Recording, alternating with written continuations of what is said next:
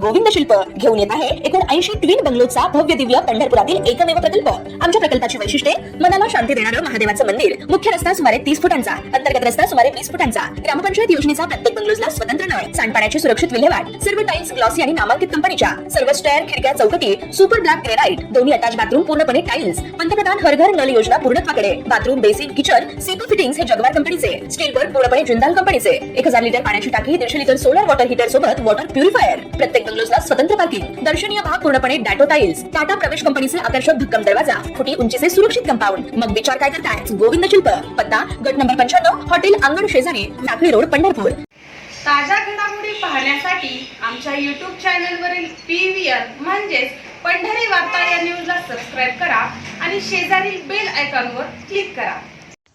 पंढरपूर शहरातून होणारी जड वाहनांची वाहतूक आणि त्यामुळे उत्पन्न होणारे संभाव्य गंभीर अपघाताचे धोके लक्षात घेत पंढरपुरातील वर्दळीच्या रस्त्यावरून जड वाहतूक करण्यास अधिकृतरित्या प्रतिबंध करण्यात आलाय।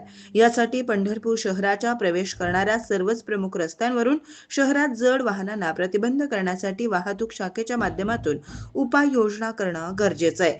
मात्र जड वाहतूक करणारी वाहने पंढरपूर शहरात बिनधास्तपणे एंट्री करतात आणि शहरात संत गाडगेबाबा चौक, MTDC, भक्त निवास परिसर, भक्तिमार्ग अशा ठिकाणी थांबलेली वाहतूक शाखेचे कर्मचारी शहरात प्रवेश केलेल्या या जड वाहनांवर कधी अधिकृत दंडात्मक तर कधी अनधिकृत वसुली करीत असल्याची चर्चा, आरोप सातत्यानं होत आलेत। अशातच काल शहरातील माता रमाई चौक येथे एका कंटेनर चालकास बेदम मारहाण करीत त्याच्याकडून दंडात्मक वसुली केल्याचा व्हिडिओ सोशल मीडियावर व्हायरल झाल्यानंतर राज्यभरातून याबाबत प्रतिक्रिया व्यक्त होताना दिसून येत आहेत। पंढरपुरात काल घडलेल्या घटनेचे पडसाद विधानसभेत देखील उमटणार का याची उत्सुकता आता निर्माण झाली आहे। पंढरपूर शहरातून होणारी जड वाहतूक हा कायमच चर्चेतला मुद्दा असून कालच्या घटनेनंतर भाजपचे नगरसेवक सौरभ थिटे, माजी नगरसेवक विक्रम शिरसाट, संतोष बंडगर आदी कार्यकर्ते पंढरपूर शहर पोलीस ठाण्यासमोर जड वाहतूक रोखण्याचं निवेदन देण्यासाठी आले असता सकाळी घडलेल्या घटनेनंतर देखील सायंकाळी 9 वाजता पंढरपूर शहर पोलीस ठाण्यासमोरूनच जड वाहतूक करणारी वाहने बिनधास्तपणे ये जा करत असल्याचं चित्र दिसून आलं। त्यामुळे शहरात एंट्री पॉइंट वरील वाहतूक शाखेचे कर्मचारी उपस्थित नसताना ते आले कसे, का उपस्थित असताना सुद्धा हे प्रवेश करतात कसे असा सवालही उपस्थित होत आहे। पंढरपूर शहर पोलीस ठाण्याचे पोलीस निरीक्षक दशरथ वाघमोडे यांना निवेदन दिल्यानंतर भाजपच्या या आजी माजी नगरसेवकांनी व पदाधिकाऱ्यांनी थेट आमदार आवताडे यांना संपर्क करून शहरातील जड वाहतुकीचा गंभीर प्रश्न निदर्शनास आणून दिलाय, अशी माहिती भाजपचे विक्रम शिरसाट यांनी दिली।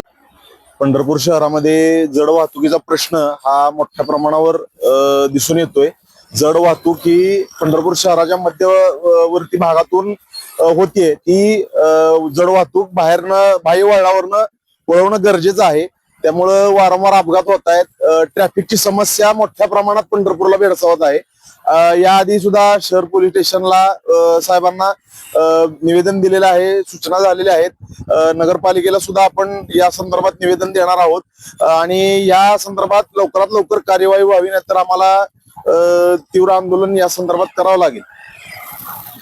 पंढरपूर शहरामध्ये गेल्या काही दिवसापासून जड वाहतुकीचे प्रमाण मोठ्या प्रमाणात वाढलेले असताना परवाच एका शाळेच्या कॉलेजच्या विद्यार्थिनीचा यामध्ये बळी गेलेला आहे, निष्पाप मुलीचा यामध्ये बळी गेलेला असताना या पार्श्वभूमीवर आम्ही आज पंढरपूर शहर पोलीस स्टेशन मध्ये एक निवेदन दिलेलं आहे की ही पंढरपूर शहरातील येणारी जड वाहतूक पूर्ण नाक्यांवरती बंद करावी व नगरपालिकेला पण उद्या आम्ही या संदर्भात एक निवेदन देणार आहे की ज्या ह्याच्यातून चौकातून ही जड वाहतूक शहरामध्ये येते त्या बाजूला बॅरिकेडिंग बसून ती वाहतूक बंद करून बायपास मार्गे चालू करावी। आणि तसेच सोलापूर जिल्ह्याचे माजी आमदार प्रशांतराव परिचारक असतील, पंढरपूर मंगळवेढा विधानसभा मतदारसंघाचे आमदार समाधानदादा आवताडे असतील, यांच्याकडे पण आम्ही मागणी करणार आहे की लवकरात लवकर ही पंढरपूर शहरातली जड होणारी वाहतूक बंद करावी। यामुळे पंढरपुरातील भाविक भक्त असतील, नागरिक असतील, यांना नाहक त्रास सहन करावा लागत आहे। तरी लवकरात लवकर ही वाहतूक जर बंद नाही झाली तर आम्हाला तीव्र आंदोलन करावं लागेल।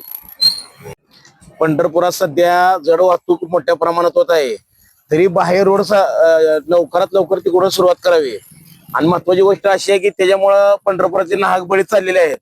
अशा घटनेनं अशा घटना वाढतील की असं आंदोलन होईल की आपल्याला पूर्ण पंढरपूर बंद करून तीव्र आंदोलन करावं लागेल. त्यावेळेस त्यात लक्ष घालणार का? तर आमची कलेक्टर साहेबांना, नगरपालिकेच्या सीओ साहेबांना विनंती आहे की आपण लवकरात लवकर यात लक्ष घालून बाह्य वळणानं आलेल्या मोठ्या रहदारी गाड्या चालू करा आणि जे येणारे ठिकाण आहेत तिथे एक प्रकारचं बॅरिकेडिंग लावावं. आणि जसं सोलापुरात किंवा इतर गावात टायमिंग आहे ह्या गाड्यांना, ह्या टायमानंतर या मोठ्या गाड्या गावातून जातील अशी सुरुवात तर करावी. अन्यथा लवकरात लवकर न बंद केल्यास आम्ही तीव्र आंदोलन करू.